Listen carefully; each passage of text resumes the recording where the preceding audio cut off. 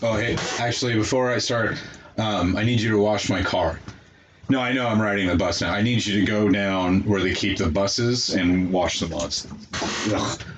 2, 3, 4. Doo doo boop boop boop boop boo. Doo doo doo doo doo doo doo.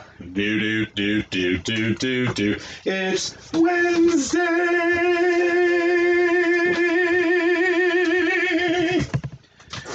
Forever known as the day they started charging for the buses again. Fucking 1 week after I. Week of the week!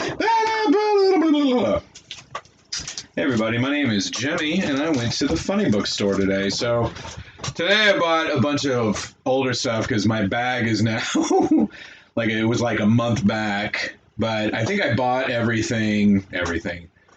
I got paid today happily, so I was able to buy a few more books than I have been, but I'm still pretty broke, so I couldn't go bananas. But I did get 2 books from just last week that I'd been really looking forward to, and another one, so I'll start with that one. Why not?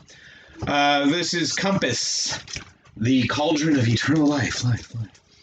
This is an Image book, and it's written or co-written by David F. Walker, or he's just David Walker now, who is a very good writer whose work I enjoy. He wrote the first thing that I really sat up and took notice by him was he did a Shaft miniseries, maybe even 2, back in like 2013, I want to say, maybe 2012, and they were super good. They were like prequels, or at least one of them was. At least one of them was a prequel to the first Shaft movie / novel, and it was a boxing story, which I have been OD'd on for years. Because it's one of those things where, and I hate when people say stuff like this, but after Raging Bull, I'm pretty much like, yeah, do we need another boxing? That's the only boxing movie. Yeah, your Rockies and your the Hurricanes and your whatever the hell else boxing movies, but the romance of the sweet science is something that I'm definitely not sold on. But this was a really good series. And then what else did Walker wrote? Since he's an African American fellow, I believe he writes a lot of like Shaft. He write a lot of books he's co-writing Bitterroot, which is still one of my favorite books right now. He also did a couple things for Marvel, but I got the distinct impression that he did not quite fit. He seems like, and this is pure speculation on my part, but Walker seems like the kind of guy who is not going to, bow and scrape. So he wrote Power Man and Iron Fist, and I think he co-wrote that with Sanford Green, who drew it. And then there was another, I want to say it was Nighthawk, but that might have been Rodney Barnes.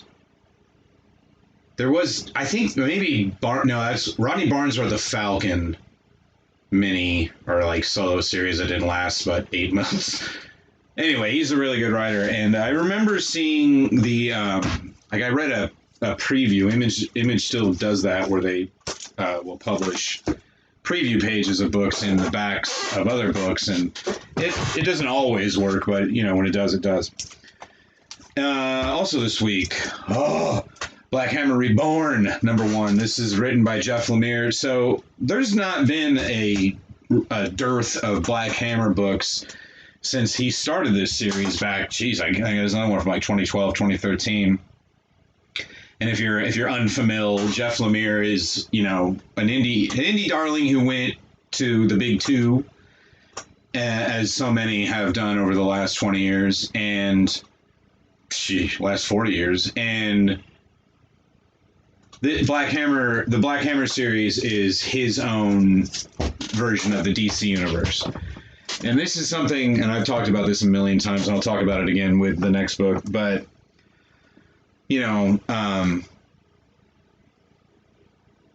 what I completely lost what I was going to say. It's that thing where, and I think this is something particular to my generation. I don't think it's exclusive, but I think something is in the ether as far as guys around my age, maybe a little older, younger, where they have all these stories that they want to do for Marvel or DC, stories that they've probably been sitting on since they were kids. And then they get to Marvel or DC or both, and not all of their ideas are going to fly. So the first time I remember seeing this was back in the 90s when Alan Moore wrote Supreme and Wildcats for a while. Those are both Image titles. And Supreme in particular, his Wildcats was kind of its own thing, but Supreme was a character created by Rob Liefeld, who, bless his heart, was not the most imaginative fellow. So all of his creations were very thin very svelte versions of superhero books from the big two. So Supreme was his Superman. And so Alan Moore, who had written Superman in the 80s, but who is a bit of a cuckoo bird, and especially back then, DC obviously loved him for the Watchmen and stuff like that, but that wasn't until 87. And I think Alan Moore wrote Whatever Happened to the Man of Tomorrow in 85, 86. So Alan Moore was getting popular from his Swamp Thing books and stuff like that in the 80s, but certainly not enough for DC to let him do what he wanted to do with their flagship character. And Mark Waid ran into a similar thing in the 90s, and he eventually did those stories as Invincible? No, Irredeemable. There's two of them, and I think it was Irredeemable. So that's what Jeff Lemire has done here. Jeff Lemire is basically doing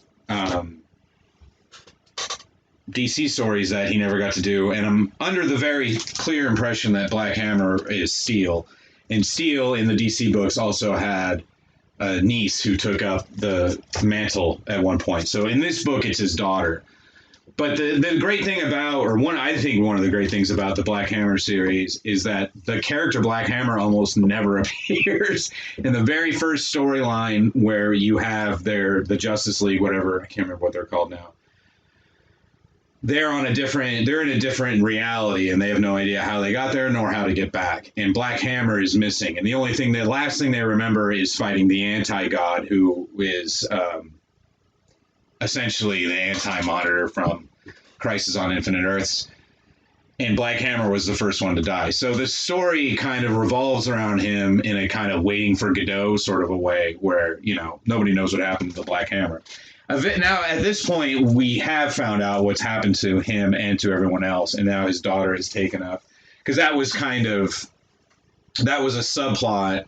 It starts with the heroes in a different reality, and then eventually we also meet Black Hammer's daughter, who's trying to figure out what happened to him and to the rest of the superheroes. So it's been a while, though, since he's come back to the main storyline and since he's written it. There's been a bunch of spin-offs, some of which were written by Jeff Lemire, some of which were written by other writers. The most current series is Black Hammer Visions, which is all different. It's an anthology series, so each issue is a different writer. And those are all great. And the Skull Kicker series is great, that I don't think Lemire wrote. I don't remember, though, to be honest. All the spin-offs and all the miniseries have been great. And as far as the world building goes. But now we're back to the main storyline, and I'm super excited because I don't remember what has been happening. And then speaking of amalgams of the DC Universe, Heroes Return #1. This is the final issue, I believe.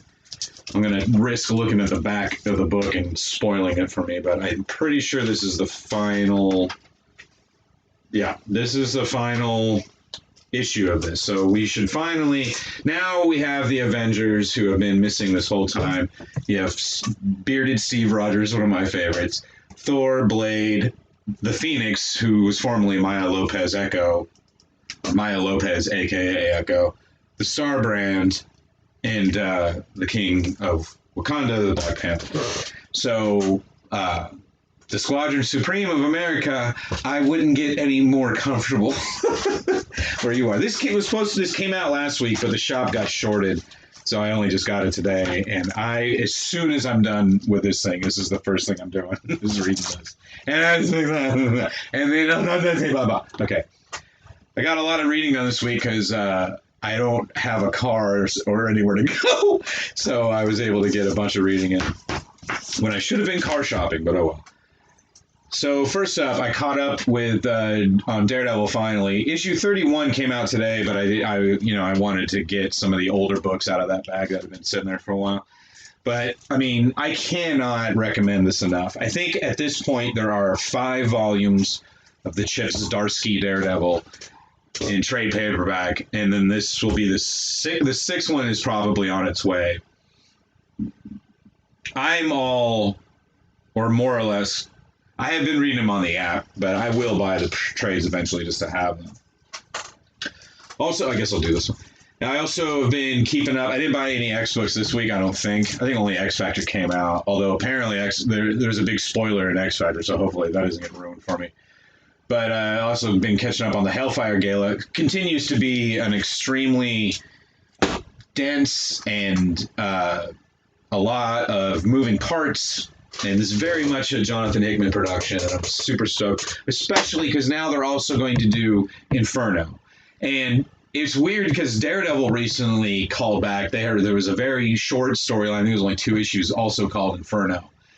And Inferno was my first major Marvel crossover. And the Daredevil issue, Daredevil does cross over into Inferno in the original with Typhoid Mary, who is also featured heavily in Daredevil these days. You know, and who's been a stock Daredevil. You know, she's been in his rogues gallery since the Frank Miller days. You can tell from the fishnets that she's wearing. But it didn't have much to do with the actual Inferno storyline, which is very eccentric. Oh, folks. You know, it would do weird shit like keep its urine in jars. Eccentric. Eccentric. All right. Sorry. Everybody keep it down. It's also very warm in here. I'm going to leave that open. So, yeah, they're building to... There's going to be another storyline called Inferno. And in fact, there is a Marvel previews that came out, which I keep in the turlet for bathroom reading. So, Inferno is going to be a storyline in a couple, 3 months. And in the original, it all kind of... It revolved around... You had over here, you had Mr. Sinister cloning Jean Grey, and that became Madeline Pryor, who married Scott Summers, aka Cyclops, and that became a whole thing. And then over here, you had Nasir and Sim, who are 2 kind of minor demons in Limbo, who have broken through. So the whole thing is Inferno was New York City kind of just gets taken over by demons, and even like the buildings and the mailboxes and the streetlights have become like these evil creatures and stuff. It was great stuff. And an 11-year-old boy discovering, it was something else. So I don't know how much of that is going to figure into it, or if it, not unlike the Daredevil books, kind of be Inferno in name only. I'm on board regardless. This has been the best, and I've said this a million times, the X-Men books haven't been this good since Bendis was writing them. I don't think Bendis he wasn't group editor, but he was definitely at that point in his career with Marvel where he was kind of still taking the lead on a lot of stuff. But I believe at that point, it was him, he was the main X-Men writer. He was writing both X-Men books. And then I believe Jason Aaron was writing one around the same time. I think Hickman was on Avengers at the time, but it was a really good run, and it was about 10 years ago. So it continues to be amazing.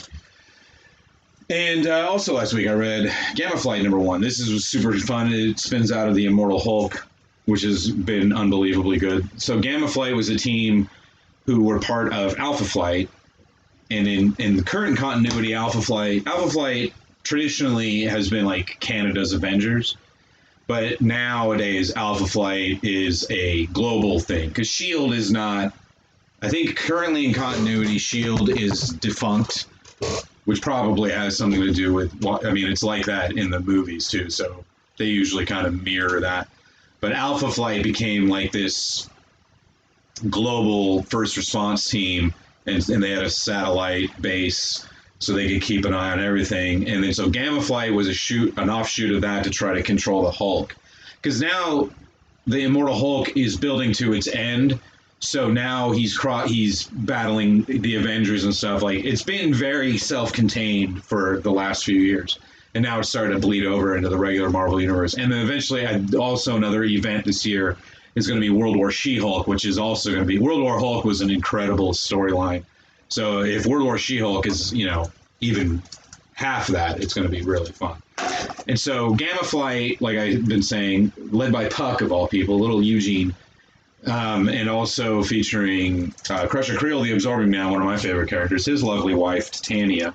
And then you got Doc Samson back here looking like Walter Langowski, sucker. And then this character who's I believe, only been created for like in the last couple of years, and so whose name hasn't quite sunk in. But Al Ewing, I'm telling you, best thing to have, one of the best things that happened to Marvel Comics in the last few years. And then I also was able to read some of this other junk that I've had.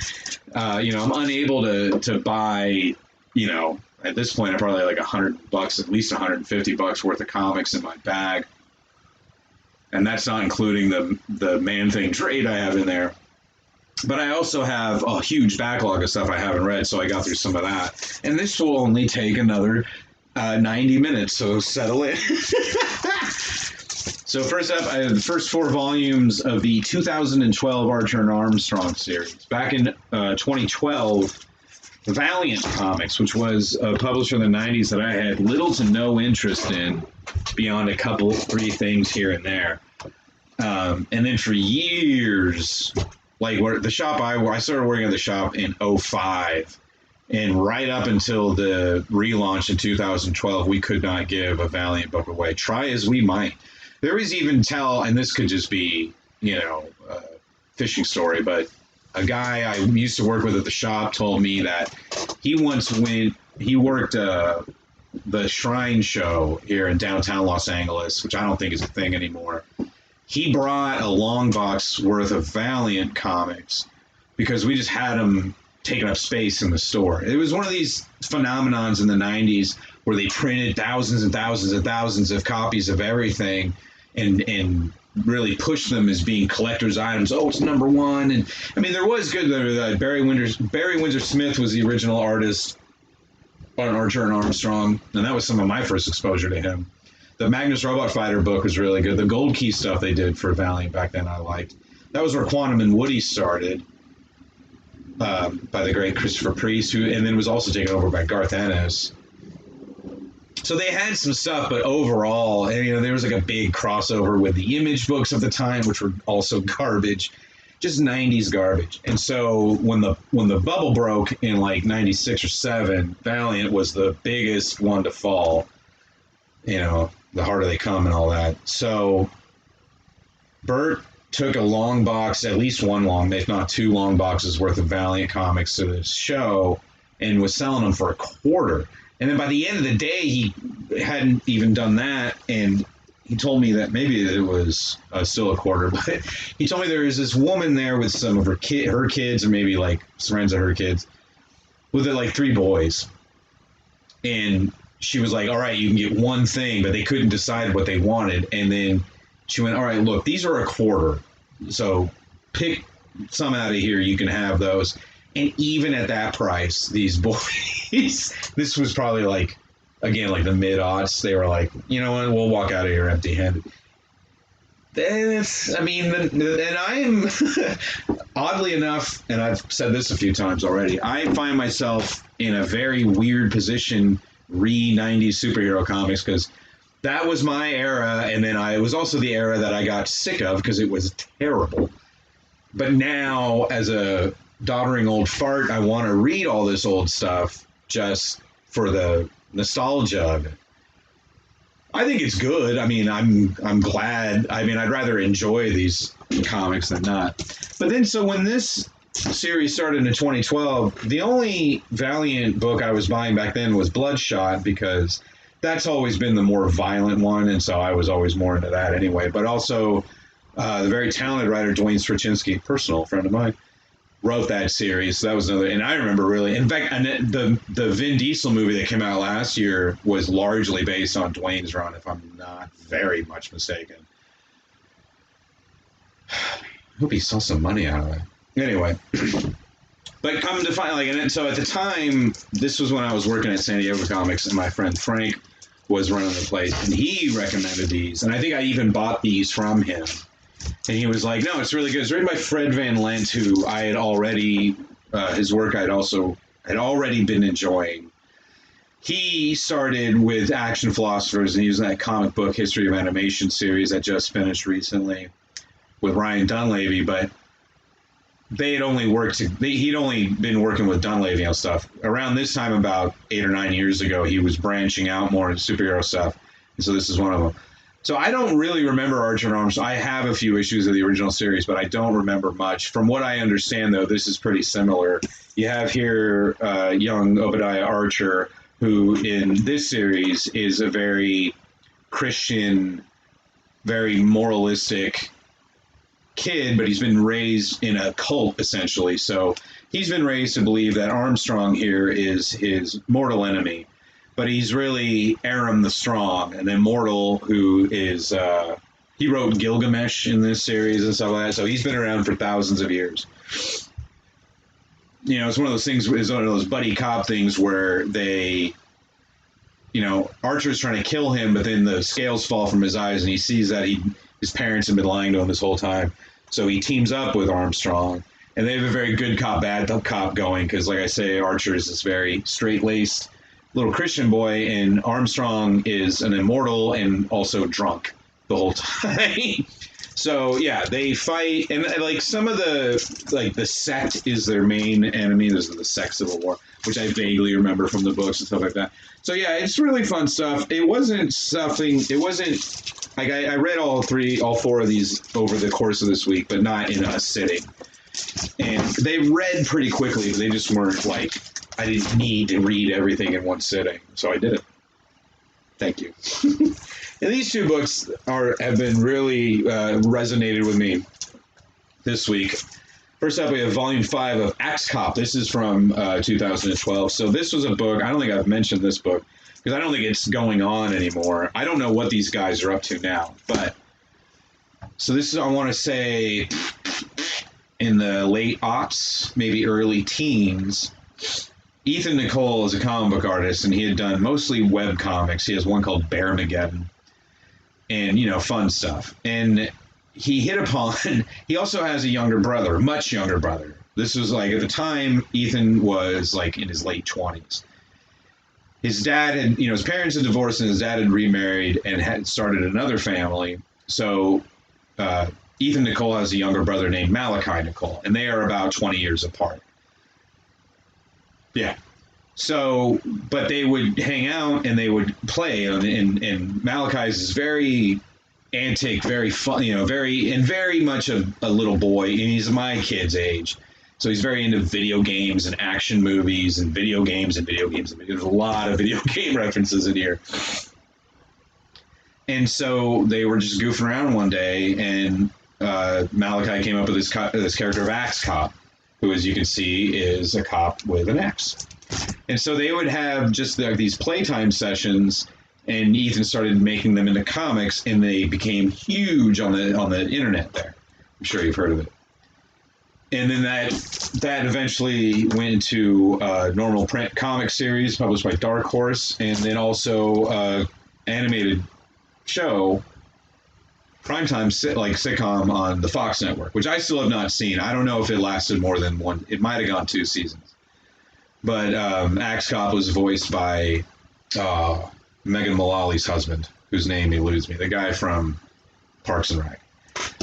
I don't know what else. I mean, I really shouldn't be talking even this much, but what else do you need to know? And so I have the first 4. I was buying it in single issues when it was coming out, and then I eventually just started buying the trades because it was more fun to read it in a big sitting. But it's been years since I read Axe Cop, so this was so much. This is Axe Cop Gets Married and other stories, it was really sweet actually, because Ethan did get married during production of this comic, and so they based Axe Cop's wedding heavily on his own. And in fact, you got to see this author photo in the back. So here we have Ethan Nicolle being married to his lovely wife by his own father, in fact. And then you have his collaborator, Malachi Nicolle, here as the ring bearer. And you can't really tell it, but he's making a very goofy face, and it's pretty fun. I briefly interviewed them, mostly Ethan, back in 2011 at San Diego Comic-Con, where I was still writing for a website called Boomtron, which I don't even know if it's a thing anymore. But yeah, I got to talk to Ethan, and he was really cool. And it was while they were signing books, and so Malachi was there, but I didn't interview him so much because he was really busy drawing a Sharpie mustache on himself. You know these artist types are. And then also this week, I finally got to God Hates Astronauts Volume 1. This is written and drawn by Ryan Brown. This is another book that started as a web comic. Actually, it started as one of these 24-hour comics. Every year, I guess they do.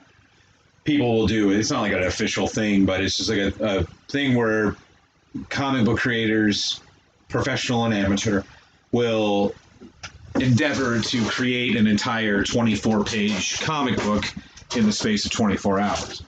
I've known guys who've done it, and the results are as spotty as you might think. But God Hates Astronauts was really good, and he eventually, like, those original stories are included in here, but it's a much different thing. So you have not Star-Lord, because that's a Marvel, Star Warrior, I think, and this is his wife, and Star Warrior gets punched in the head so hard that it eventually explodes, and then he has to, in a haunted, the ghost of a cow's head. The ghost of a cow's head becomes his head. It's super goofy, and it's super violent and very fun. And the reason both of these books have kind of been resounding with me a little more so than usual is because I've been kind of, sort of, not really, but also still kind of working on a kung fu novel, or at least that's how it started, as a kung fu novel. And it's all very much what I want to do. Something completely. My original influence for this novel is partially from the book Infinite Kung Fu, but largely from Jason Aaron wrote The Incredible Hulk back in the early teens, late aughts, early teens, somewhere in there. And it was so goofy, and the Hulk was doing stuff like fighting communist bears, cosmonaut bears, no less, and things like that. So I was like, oh, I want to do. And I've also been reading all these Bronze Age books, so it's just like, I just want to do over-the-top, goofy superhero stuff. Not unlike my previous novel, which was over-the-top superhero stuff, but was really trying to take itself very seriously because I'm an artist. This is not going to be that pretentious. Probably as few people will read it, but so yeah, I'm. This was a great week for reading comics. It wasn't a great week for a whole lot else. No, I mean, aside from my car troubles recently, things have been going pretty swell. I've just been super broke and in need of a car. But as long as I got funny books, that's all I need. Everybody. So with that, another half hour. Beep, beep, boop, boop. Did you watch all those buses yet? Just, at least in Santa Monica, it's just, ugh.